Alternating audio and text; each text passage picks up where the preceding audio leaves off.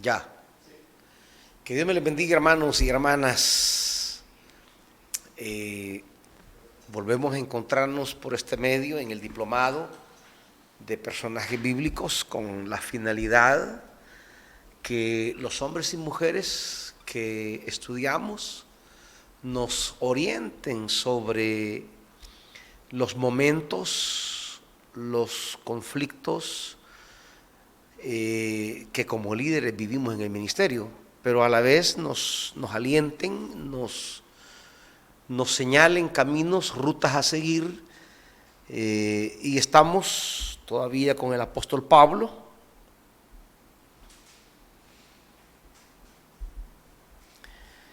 Pablo es todo un personaje, diríamos, todo un personaje icónico, un personaje paradigmático en esto de el servicio a Dios, y sigue siendo de una inspiración muy grande para quienes hemos decidido tomar el camino del ministerio en cualquier área de servicio. Haremos unas lecturas. Quiero cerrar con Pablo ahora porque el diplomado avanza. Quiero que leamos algunos textos de la segunda carta a los Corintios.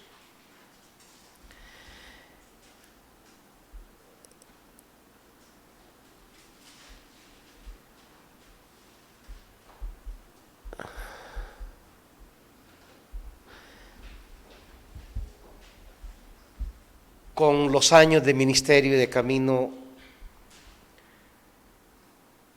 puedo llegar a decirles que la segunda carta a los Corintios es la carta magna del ministerio.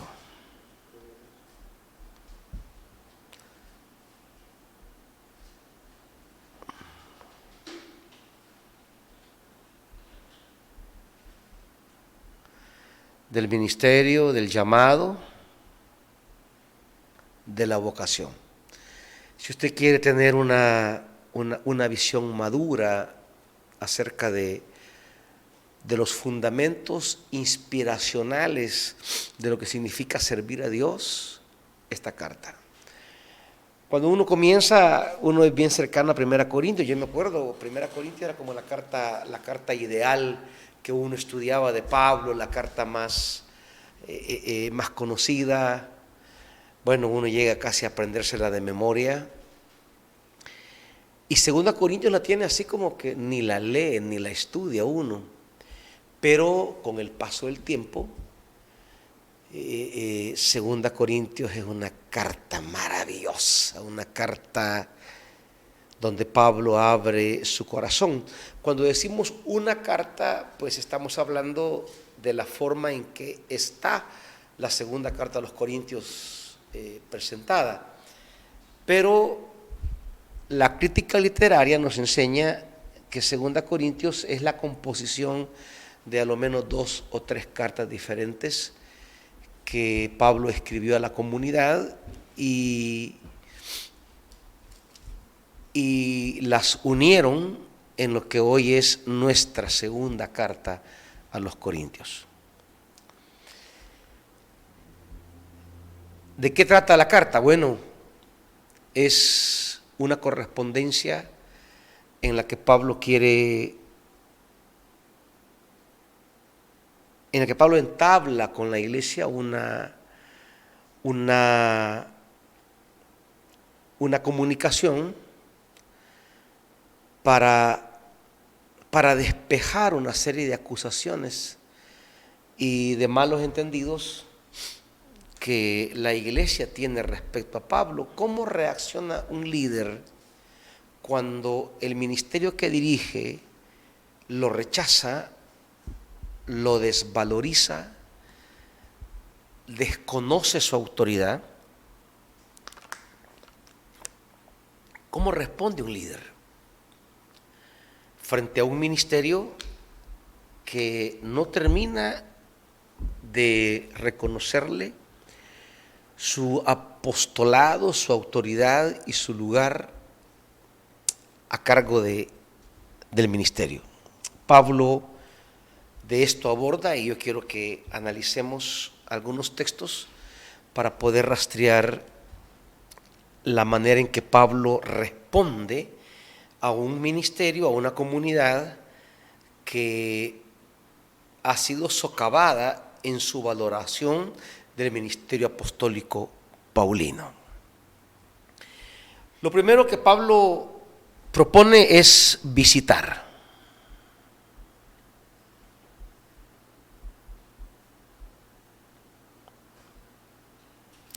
Este es un elemento pastoral que a veces descuidamos mucho, la visitación. Y en el caso de Pablo adquiere mayor preponderancia porque es una comunidad enemistada con el apóstol. Pero la manera en que él responde no es ignorando a la comunidad ni desvalorizándola, sino visitándola. Pablo, en este gesto de visitación, no es más que una prolongación de lo que hace Dios. Recuerden que la palabra visitación es una palabra clave en la Biblia para hablar de la manera en que Dios se hace presente entre su pueblo, para colmarlo de su gracia, para anunciarle salvación, para iniciar procesos dentro del pueblo de liberación. La palabra visitación, la visitación es un instrumento de intervención. La visitación es un camino para saber intervenir en la comunidad de manera adecuada. Un líder que en medio de la conflictividad que pueda tener de su ministerio se aísla, lo rechaza o se margina, no ha entendido la manera adecuada de tener injerencia en la comunidad. Entre más complicada sea la situación, más presencia debe tener el líder. La visitación es eso, presencia. Presencia para intervenir. Para Pablo, la visitación no es solamente un acto de psicología social, es una visitación de Dios. En la persona del apóstol, Dios está presente. Esa es teología del ministerio. La visitación del apóstol no es una visitación meramente geográfica. El líder debe saber que si está en ese cargo es que Dios se lo ha delegado, y cuando Él se hace presente en la comunidad es Dios queriendo acompañar a la comunidad en un acto de liberación. Se entiende, claro, que la visitación del apóstol no es una visitación para herir a la comunidad, sino para restaurar a la comunidad. La visitación es presencia de intervención, y de eso habla el capítulo 1. Pablo dice, cuando habla de la manera en que Dios le ha consolado, dice en el versículo 5, así como participamos, bueno, desde el 4, cuando bendice al Padre, quien nos consuela en todas nuestras tribulaciones, para que con el mismo consuelo que de Dios hemos recibido, también nosotros podamos consolar a los que sufren. La visitación es una visitación de consolación, de fortalecimiento. El líder que está ausente de su ministerio o comunidad es un líder que ha roto la manera en que Dios opera en la comunidad. El líder que no tiene presencia en la comunidad. El líder que no tiene esa preocupación, digamos, es un líder que está rompiendo una cadena de consolación. Pablo entiende que la consolación viene de Dios a su vida y esa consolación él la debe transferir a la comunidad. Pues así como participamos abundantemente en los sufrimientos de Cristo, así también por medio de él tenemos abundante consuelos. Si sufrimos es para que ustedes tengan consuelo y salvación. Y si somos consolados es para que ustedes tengan el consuelo que los ayude a soportar con paciencia los mismos sufrimientos que nosotros padecemos. Firme es la esperanza que tenemos en cuanto a ustedes, porque sabemos que así como participan de nuestros sufrimientos, así también participan de nuestro consuelo. La manera entonces en que Pablo responde a una comunidad conflictuada con él no es ignorándolo, no es aislándolo, no es distanciándose, es visitando. Porque es por la visitación que él va a intervenir en la comunidad. Ahora, la visitación ha tenido ciertos inconvenientes y es lo que él trata de compartirle a la comunidad. Versículo 15. Confiando en esto, quise visitarlos primero a ustedes para que recibieran una doble bendición. Fíjense bien las líneas en que Pablo plantea su visitación.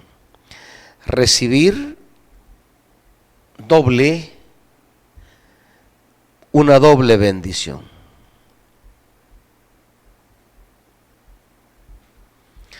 Hablando de esto, el miércoles de mañana en 8 estaremos en Valle del Sol y Tikal en una visitación pastoral con la comunidad. El pastor Chicas ha organizado una vigilia, estaremos ahí predicando la palabra de Dios. La teníamos para mañana, pero esta semana se me ha saturado de compromisos y con el pastor Chicas sería para miércoles. ¿Qué sería la fecha? ¿De mañana en 8? Hoy es 15. ¿Mande? 24, para miércoles 24. Y vamos a llegar en esta línea que dice el apóstol: consolación y doble bendición. Así que Tikal y Valle del Sol a prepararse para lo que Dios va a entregarles.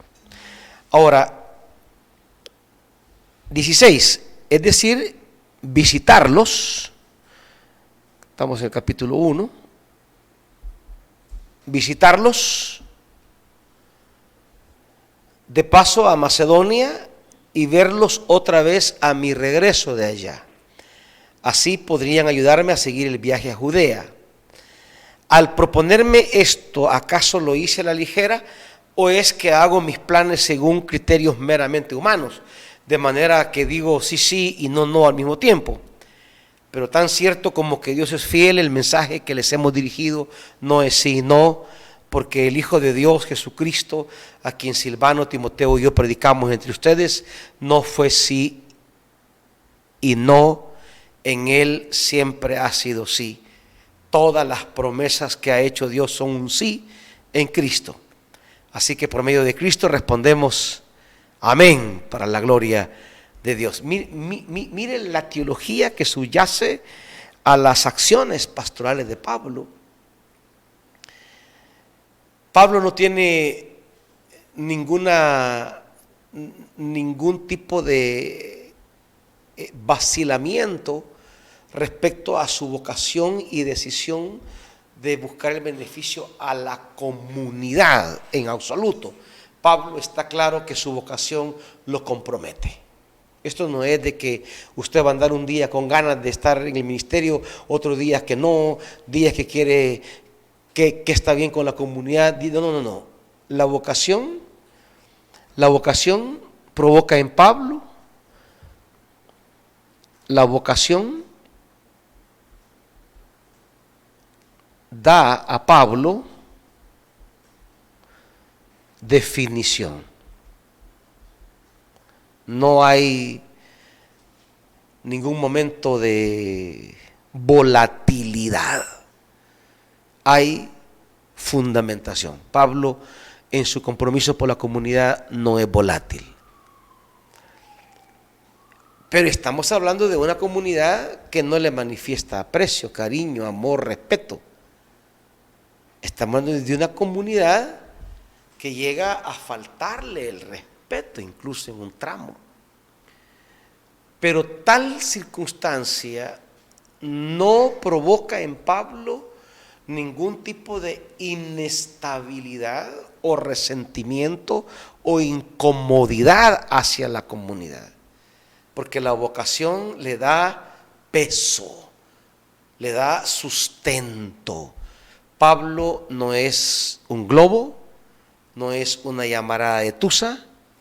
Pablo tiene compromiso. El ministro no puede ser volátil. El ministro no puede ser un personaje que su compromiso con la iglesia o con el ministerio esté inestable. No. Él tiene una clara definición. Esta es su primera respuesta, que va hasta el 2, ¿verdad? Desde el 1.3 hasta el 2.4. Primera respuesta, visitación. La terquedad de la comunidad no se resuelve ignorando o dejando el ministerio, sino acercándose, visitándolo. ¿Por qué?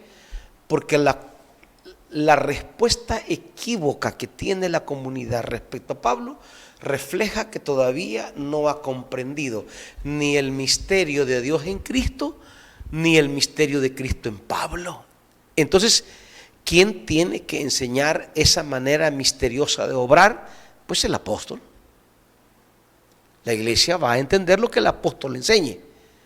Pero si el apóstol, en lugar de asumir la fundamentación que la vocación le entrega, también se aísla, también se esconde, también se aparta, imaginémonos a Dios que frente a las rebeldías y la dura servir del pueblo, Dios se escondiera, se fuera, se apartara, el pueblo no tuviera oportunidad de entender lo que Dios pretende o lo que Dios quiere. ¿Qué hace Dios? Visitarnos. Visitarnos, porque su visitación es la manera que tenemos de poder accesar a una comprensión de lo que Dios quiere. Esa es la perspectiva del ministerio. El llamado por Dios, que en teología paulina es una continuidad del quehacer divino, pues tiene la misma tarea. Frente a la comunidad que parece rechazar, que parece no querer entender, que parece despreciar el mensaje, pues el líder responde metiéndose más. Esto no es aquello de que no quieren que me meta, no me meto. No. La respuesta es meterse. Porque él, como canal de la bendición divina, como Pablo se entiende a sí mismo, porque Dios obra mediáticamente. Sus dones, su gracia, sus procesos los transfiere a través de los canales que de manera espiritual Él ha convocado. Pablo es un emisario de Cristo, es un mensajero de Cristo, y como tal refleja la preocupación de Cristo por la iglesia y la vocación de compromiso por la iglesia. Un líder que no entiende así el ministerio, que frente al rechazo de la comunidad el aparente despreocupación, dejadez de la iglesia, responde con la misma frialdad, no ha entendido el ministerio. Si el líder responde a una comunidad desinteresada, responde a ello con una actitud también desinteresada, no ha entendido el ministerio. El líder nunca puede estar desinteresado en la comunidad. La vocación le es un peso. Y Pablo lo va a decir aquí, sobre todo en el capítulo 2, versículo 1, dice: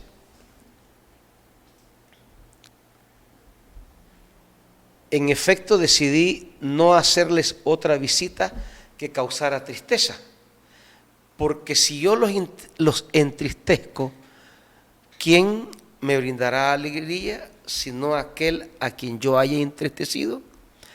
Así como lo hice para que al llegar yo, los que debían alegrarme, no me causara tristeza. Estaba confiado de que todos ustedes harían suya mi alegría.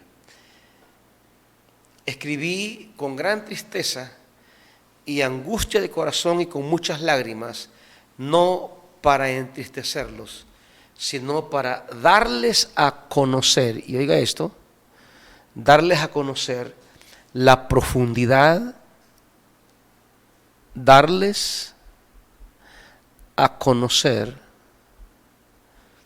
la profundidad del amor que les tengo.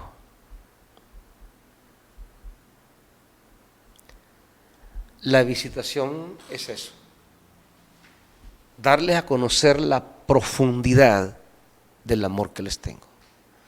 Por eso es que la visitación no es una mera cosa de ir a comer donde los hermanos, de ir a comer gallinas, no. Es que mire que tengo hambre, ahí le llego, oye, no, hombre, para eso no requiere ser pastor, ¿verdad? La visitación no es para armar hartadas, pues, ¿va? No digo que no se come en la comunidad, claro que sí. Siempre hay, los hermanos son muy generosos, pero la mesa compartida que se pueda tener es fruto, es resultado, no es el motivo, no es la razón. La visitación contempla todo esto y espero que quede muy claro. Cada líder de coordinación, de zona, de ministerio, de área, de lo que sea, frente a un ministerio que no camina, su respuesta es visitación. Si no está visitando, está incumpliendo la vocación y está exponiendo a la comunidad a la pérdida de toda identidad y compromiso con la obra, porque eso lo va a recibir de usted. ¿De dónde va a recibir el ministerio esa vocación? De usted. Usted transfiere a esa comunidad sus propias cargas y los modos en que Dios actúa.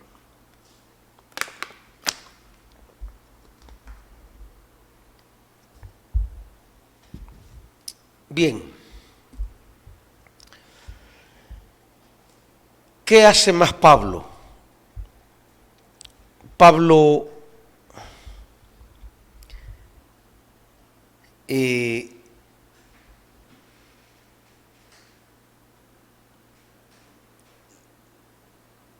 diríamos, hay un tema del perdón que va a tocar Pablo aquí, pero quiero ir a algo más de Pablo. Pablo responde a esa comunidad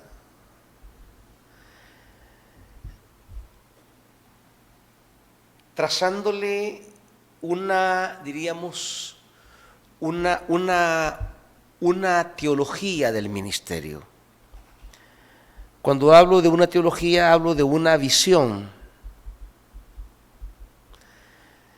es decir, una comprensión, una idea de lo que es el ministerio.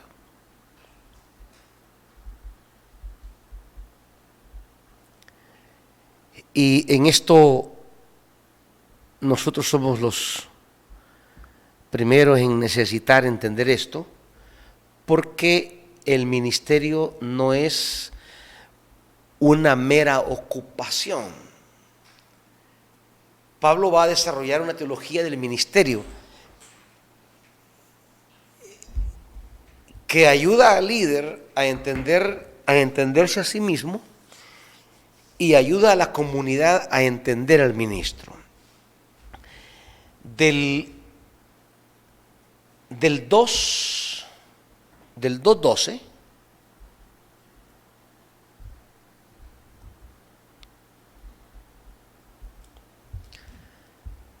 hasta el 4:18,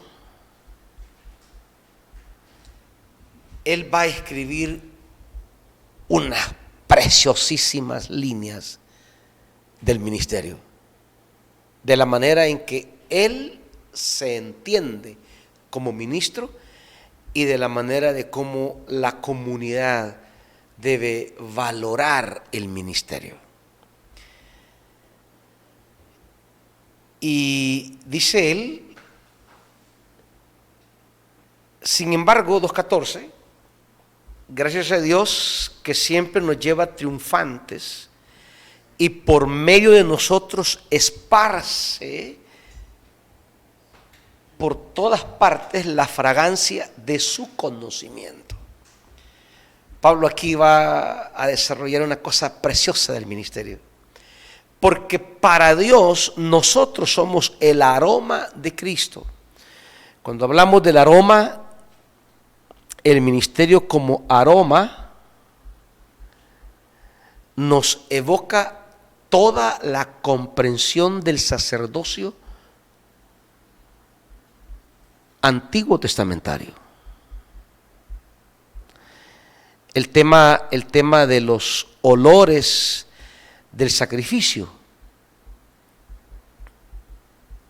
El aroma de Dios ya no son los corderos, los bueyes, los toros.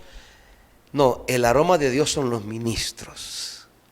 Son ellos ahora los que esparcen el aroma de Dios. Eso que hacía el sacerdote aromatizar el sacrificio. Por eso en el templo había incienso, hierbas y demás perfumes, porque eso era el sacerdote. Le agregaba fragancia a los sacrificios. Ahora, dice él, ahora nosotros somos el aroma de Cristo. ¿Y cómo hace semejante tarea? Bueno, versículo 17, a diferencia de muchos, nosotros no somos de los que trafican con la palabra de Dios, más bien hablamos con sinceridad delante de Él, en Cristo, como enviados de Dios que somos. Pablo tiene una clara idea del apostolado. El apostolado es ser enviado, como lo señala el 17. Somos enviados de Dios. Hablamos de parte de Dios, delante de Dios. Es como un apostolado y un ministerio profético. ¿Por qué? Porque hablamos en nombre de Dios, delante de Dios, enviados por Dios, apóstoles y profetas. Claro, este sentido es una cosa funcional. como siempre deben ser los dones, funcionales, no generadores de estatus ni de jerarquías. La gente pregunta, mire, ¿y podemos creer que hay apóstoles y profetas? Sí, claro, es que ¿qué seríamos sin el apostolado de hombres y mujeres a quienes Dios comisiona y los envía para ser instrumentos de su gloria? ¿Qué seríamos sin personajes que Él envía en su nombre con palabra de vida? ¿Qué sería la comunidad sin apóstoles y profetas? Pero claro, no estoy hablando de apóstoles y profetas como se entiende en determinados movimientos en el mundo evangélico, que son casi cuestiones de estatus, son casi asuntos de poder, de castas. No, hablo de funciones, hablo de tareas, no hablo de estatus, no hablo de poder jerárquico, hablo de tareas a realizar con la comunidad. Es que si no hubiesen apóstoles, ¿qué tendríamos entonces? Tendríamos empleados organizativos, eso es lo que tendríamos, empleados eclesiales. El apostolado es la gracia de Dios visitando una comunidad en la vida de hombres y mujeres a quienes Dios ha dotado de capacidades para bendecir esa comunidad. Pero que tales capacidades son responsabilidades y no fundamentos de estatus. No les estoy hablando de estos deschavetados de Estados Unidos y todo el movimiento apostólico, como este hondureño, ¿cómo se llama? El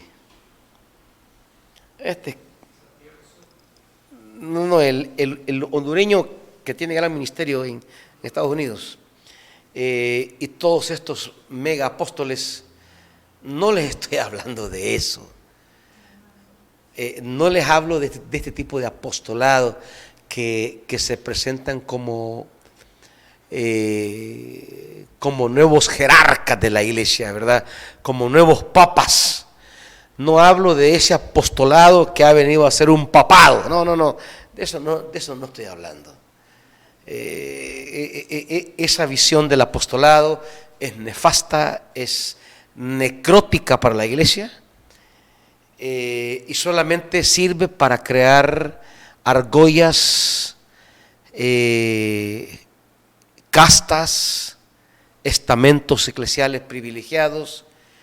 No hablo de eso, hablo de la función del Espíritu, hablo de esa dinámica que de siempre Dios ha obrado, llamando a personas y enviándolas. Yo te he llamado para enviarte a. Yo te doy estas capacidades, yo te doy estas responsabilidades. Y lo mismo el profeta. Dios entrega su palabra y el profeta construye comunidad desde esa palabra, con esa palabra y por esa palabra. Pero hablo de capacidad funcional. ¿Qué sería la iglesia si Dios no visitara a estas personas? Y Dios lo ha hecho siempre. Claro, no con el nombre apóstol o profeta, sino la función. ¿Y qué es lo que importa aquí? La función, no el estatus. Y como dirá el Salmo, cuando lamenta que ya no hay profetas entre nosotros. Dice el Salmo, creo, búscamelo, Brian, creo que es el 74, ¿verdad? Dice cuando él habla de la labor de los profetas, dice 74:9, la tarea del profeta. Ya no vemos señales milagrosas, ya no hay profeta, ya no hay ningún profeta, y ni siquiera sabemos hasta cuándo durará todo esto. El dolor del salmista es: no tenemos profetas. Los profetas con sus palabras nos señalan los tiempos, las fronteras, nos señala, el profeta discierne los tiempos, sabe qué direcciones debemos tomar de acuerdo a los tiempos. Y cuando ya no hay profetas, quedamos a la vagancia de la locura de la mente. Entonces, profetas, apóstoles, Pablo se ve a sí mismo y esto es lo que él desarrolla. Y dice: ¿acaso comenzamos otra vez a recomendarnos a nosotros mismos, o acaso tenemos que presentarles o pedirles a ustedes carta de recomendación como hacen algunos? Para Pablo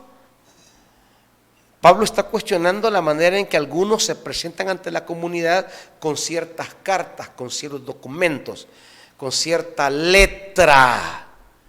Y aclaro esto porque en el contexto que vamos a leer, cuando Pablo habla del espíritu y de la letra, no está hablando ni de la ley ni del evangelio, no está hablando ni lo literal ni lo alegórico, no. Está hablando la letra como las cartas que unos presentan como sus credenciales. Y él dice: no, nuestra credencial no es una letra, es el espíritu. Y por eso dice: ustedes mismas son nuestra carta escrita, conocida y leída. Es evidente que ustedes son una carta de Cristo expedida por nosotros, escrita no con tinta, sino con el Espíritu del Dios viviente, no en tablas de piedra, sino en tablas de carne, en los corazones. O sea, lo que presento no es una carta de tinta en papel con letra. Lo que presento es unas vidas construidas por el Espíritu a través del apostolado. Eso es. Pablo está presentando sus credenciales. Y mis credenciales son ustedes. Es el ministerio que por el Espíritu he levantado. El apostolado es ser instrumento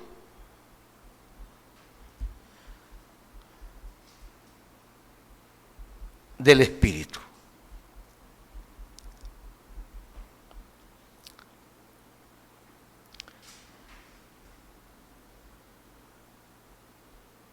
Y puede sonar como pretencioso lo que Pablo dice a sí mismo, pero no es pretensión, es su teología de sí mismo, es su comprensión del apostolado. Si el líder, y aquí toco esto, si el líder no tiene una comprensión de sí mismo, mire, para que vean que no tengo crisis con el movimiento apostólico en particular. No, mis críticas no son personales, sino escriturales. Pero hay una cosa del movimiento apostólico que a mí me gusta mucho. Y es esa conciencia, ese empoderamiento que transmite en las personas cuando le delega una vocación apostólica o profética. En el sentido de que usted mira hermanitos allí que en la estructura denominacional, porque el problema es que en la estructura denominacional ya no hay espacios. Y en las denominaciones antiguas, peor, porque ya son patriarcados ya. Allí el mismo patriarca está ayer, hoy, por siempre, y después que se vaya él va a quedar su hijo, porque ya son hasta hereditarios, ya son reinos. las denominaciones se caracterizan por volverse patriarcados y reinados, donde el emerger de nuevos liderazgos que refresquen a la denominación no existe, porque ya están ocupados los cargos, los puestos, ya el empoderamiento ya tiene dueño, digamos. Las denominaciones se vuelven argollas de poder, una rueda de caballitos donde van turnándose los mismos, y de hijos a padres, hay círculos de poder. Una de las cosas positivas que ha tenido el movimiento apostólico, que hay que reconocérselo, es que ha empoderado a liderazgos que en escenarios denominacionales no tienen espacios, y convierte a muchas personas sencillas, marginadas, en protagónicos de la obra. Y hay ahí un empoderamiento que me parece muy del espíritu. El problema es que ese empoderamiento fuera de un entorno bíblico teológico adecuado se distorsiona, y es lo que ha pasado con el movimiento apostólico, el movimiento de los 5 ministerios. Yo creo que allí hay, o ahí se inició, o ahí comenzó, o ahí se dio un mover del espíritu genuino, pero no basta que las cosas sean del espíritu para saber conducirse. Se requiere un marco de comprensión teológico acerca de eso, que ayude a no desnaturalizar la obra del Espíritu, o sea, a que no se desvíe hacia otro objetivo, sino que ese mover del Espíritu se oriente hacia los propósitos. Pero para eso se requiere un marco bíblico teológico mínimo, vital y coherente, como lo decía el doctor René Padilla. Si no, ahí tiene usted a Pedro. Pedro se quiebra un sermonazo en Pentecostés. Pedro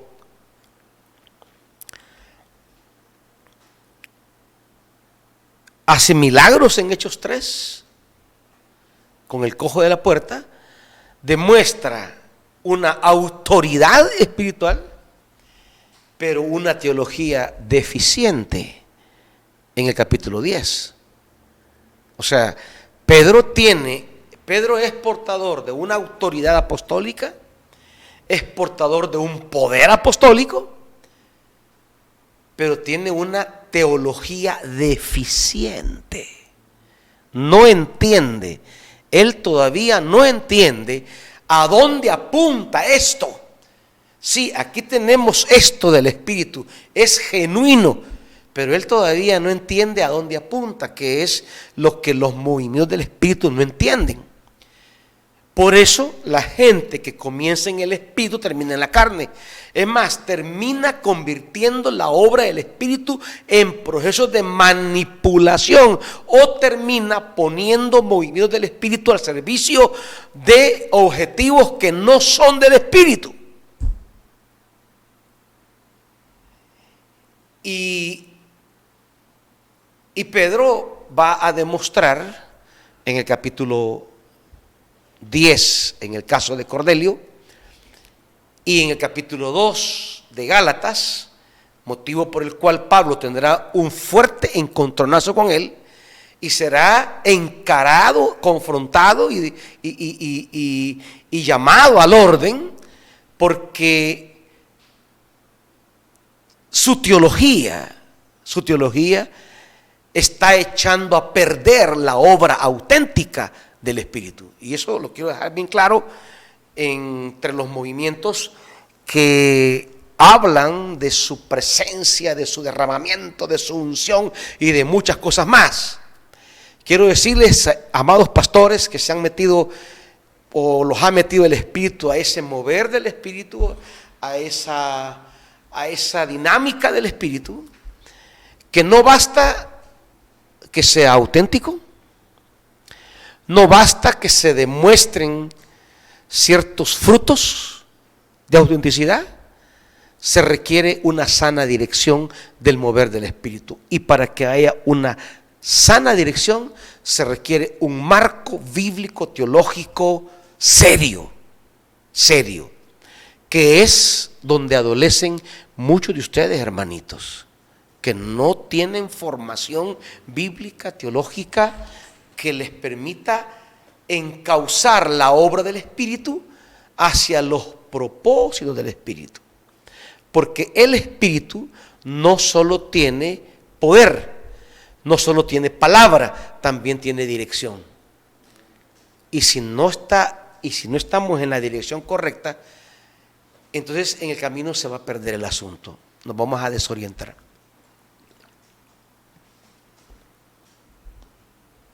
Pablo va a apelar a la acción del Espíritu como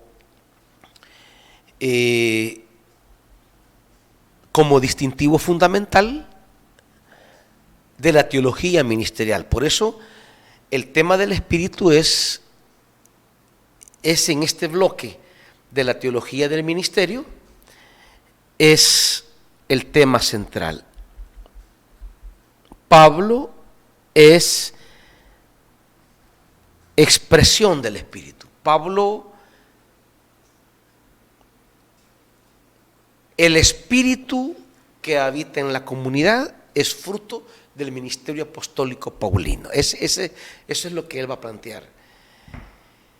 El ministerio que causaba muerte, que estaba grabado con letras, fue tan glorioso que los israelitas no podían mirar la cara de Moisés debido a la gloria que se reflejaba en su rostro, la cual ya se estaba extinguiendo. Pues bien, si aquel ministerio fue así, ¿no será todavía más glorioso el ministerio del Espíritu? Aquí él va a usar tres palabras que son claves, que hay que saber entender. El ministerio del Espíritu.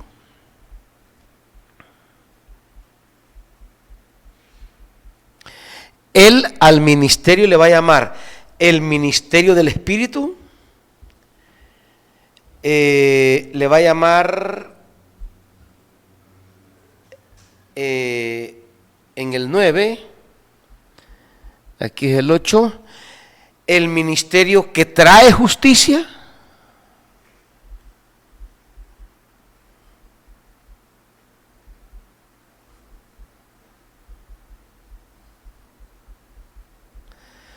Versículo 9, y le va a llamar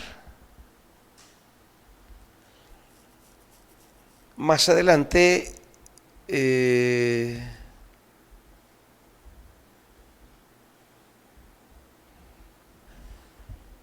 vamos a ver, son tres referencias que hace: el ministerio del Espíritu, el ministerio de justicia,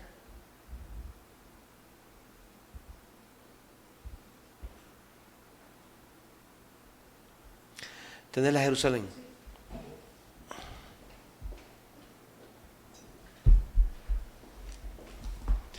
Es que a veces la NBI en la traducción se pierde el concepto.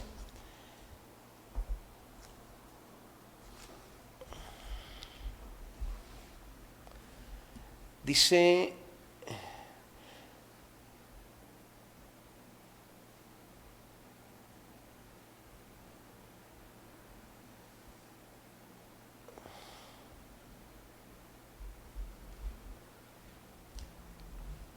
versículo 8,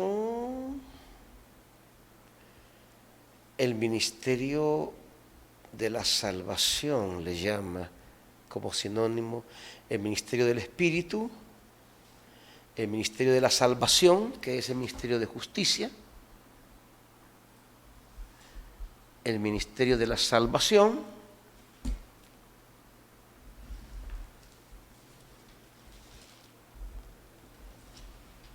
y luego dice,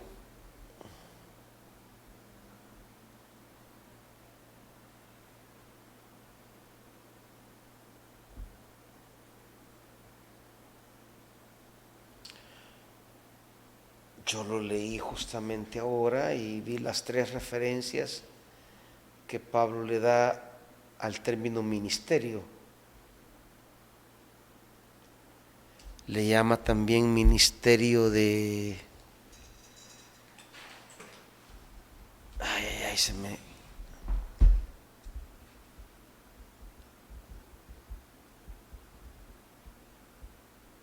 Bueno,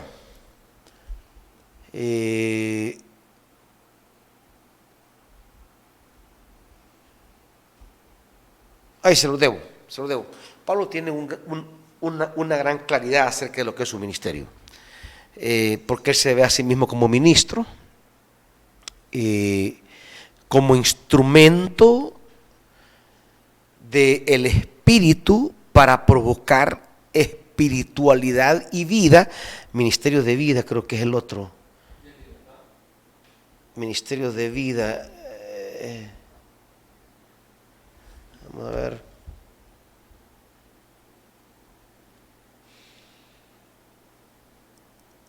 No.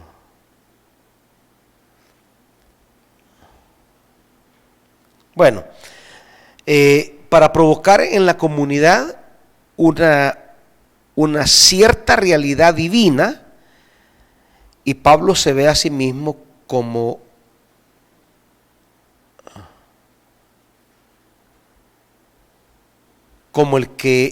el ministerio que provoca vida dentro de la comunidad. Por eso más adelante, en el capítulo 10, cuando él va a llamar a la comunidad, cuando él va a defender el ministerio, vamos a agregar aquí otra paginita, capítulo 10, cuando él defienda su ministerio, dice, capítulo 10, por la humildad y la bondad de Cristo, apelo a ustedes personalmente. Yo mismo, que según dicen, soy tímido cuando me encuentro cara a cara con ustedes, pero atrevido cuando estoy lejos. Son las críticas o las observaciones que Pablo había recibido de parte de la comunidad. Pablo es bien bocón, de lejos bien, habla bien bravo, ya cuando viene aquí es un manso gatito.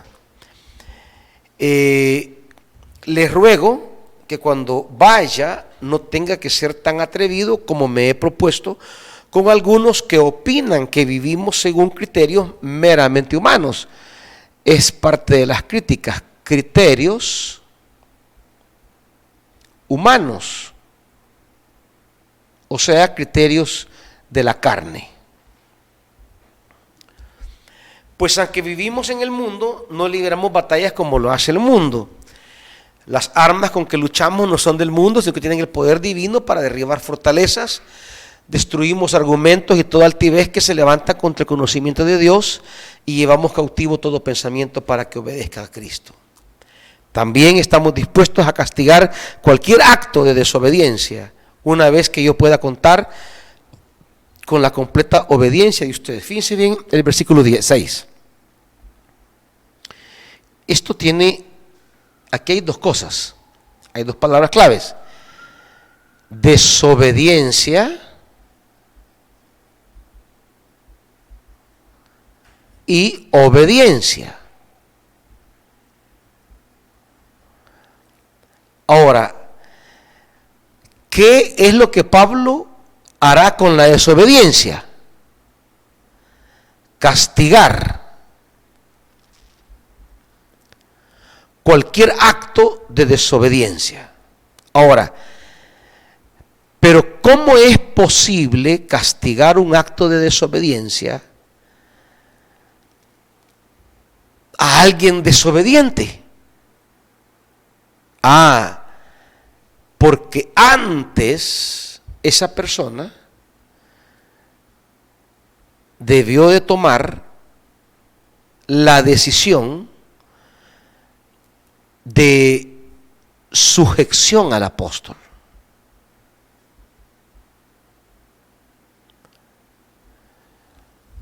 La obediencia es La obediencia es el instrumento por el cual la comunidad accede a los beneficios espirituales de la vocación apostólica de Pablo. Pablo no puede bendecir con los dones a una comunidad si ésta no se muestra dispuesta a reconocer la autoridad apostólica y a seguir las directrices que desde el apostolado le señalan para su crecimiento en Cristo.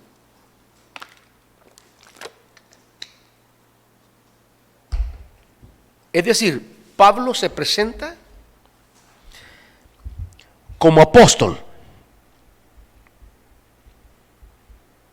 Y como apóstol, él, en el capítulo que leíamos, capítulo 3, él recuerda la experiencia de Moisés. ¿Se acuerdan? ¿Cómo podía Moisés ser instrumento de bendición para el pueblo? Pues en la medida que el pueblo demostrara su disposición de acatar lo que Dios le había entregado a Moisés. En Éxodo 34, que no puedo remitirme ya por el tiempo, del 18 al 21, hay un círculo concéntrico bien bonito, que lo voy a sintetizar aquí brevemente, donde el pasaje comienza hablando de la luz que irradia Moisés, y termina hablando de la luz que irradia Moisés. Pero en el centro del texto no está la luz de Moisés, sino la palabra de Dios. Y Moisés les dijo todo lo que Yahvé les había indicado. Moisés no llega a hablar de la luz que él despide, que es lo que nos pasa con los ministros hoy día. Que las gracias, los dones y las capacidades divinas, hablamos más de ellas. Hablamos de los poderes, de las sanidades, de los milagros. No, eso no es lo fundamental. Moisés no les habló de la luz que él irradiaba. Moisés les habló de la palabra. Porque eso es lo que importa, porque la palabra es lo que edificará al pueblo y es lo que Dios les envía.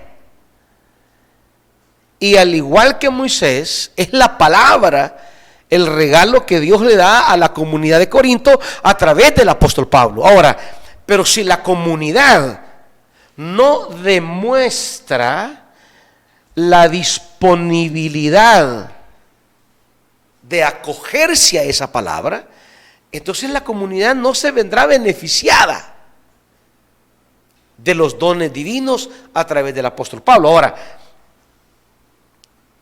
la comunidad, para verse beneficiada de los dones divinos, deberá hacer lo mismo que Israel fue llamado a hacer: acoger, recibir la palabra. Y al acoger la palabra, pues ellos van a beneficiarse de la fuerza de esa palabra. Ahora, pero el pueblo puede demostrar desobediencia. Y al mostrar desobediencia, el pueblo ya no demuestra sujeción, sino rechazo, rebeldía. Y la rebeldía debe disciplinarse.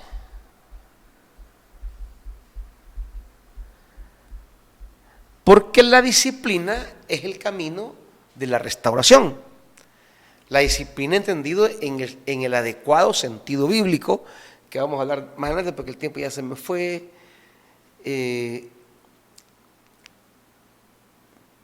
La disciplina entonces es la oportunidad que tenemos de regresar a desarrollar en nosotros la actitud que se requiere para los beneficios de la palabra, obedecer. Esto es el tema de la disciplina. Pero no puedo disciplinar a nadie si ese, dice Pablo, antes no cuenta con la completa obediencia. Y la obediencia aún para ser disciplinado. No solamente la obediencia a la palabra, no, obediencia para acatar la disciplina. Estas son cosas que tanto nos faltan hoy día en el mundo evangélico, por dos cosas creo yo. El tema de la disciplina se ha deteriorado por dos cosas. Uno, por los abusos que las iglesias han cometido con el tema de la disciplina. Yo que soy cristiano evangélico, de los abuelos, de mis padres, yo he visto abusos en el tema de la disciplina, unas cosas arbitrarias que no tienen que ser.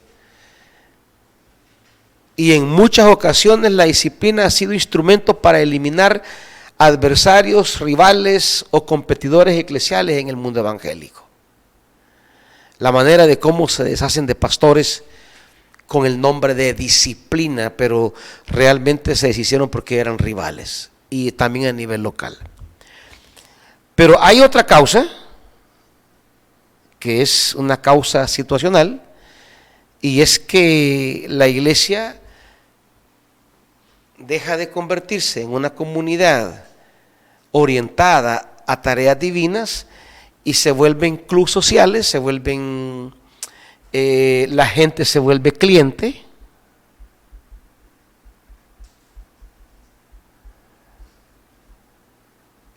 ¿Verdad? ¿Cómo agradamos al cliente? ¿Cómo cuidamos al cliente? ¿Cómo adornamos al cliente? ¿Cómo andamos chinchineando al cliente? Porque la iglesia se ha convertido en una guardería.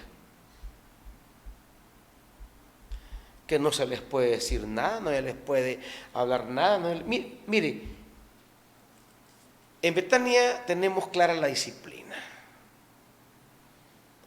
A mí como me cae mal las iglesias, cuando uno va a predicar, que están contestando mensajes a la hora de la predicación, que están llamando en el culto, que están levantándose como que ahí fuera cine, y los pastores que no tienen el carácter para poner orden, porque si le habla fuerte el miembro, ya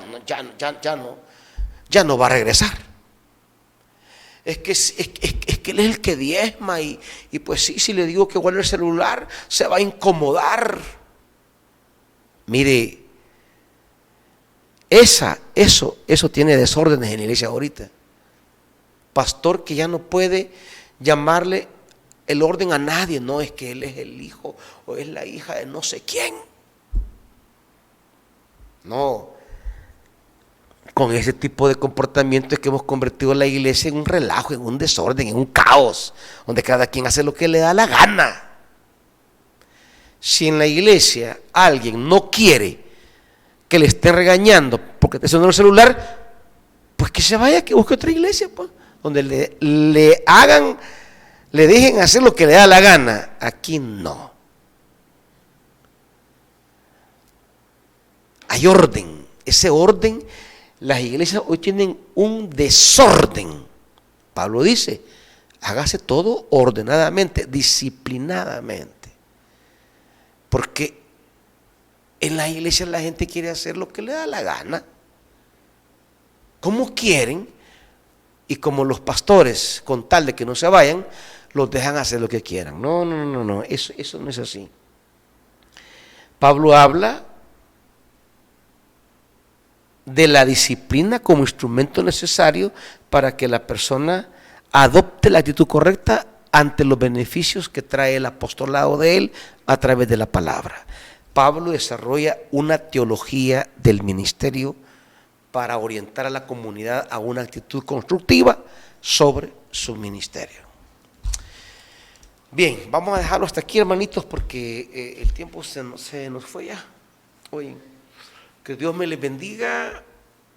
Nos vemos el día jueves.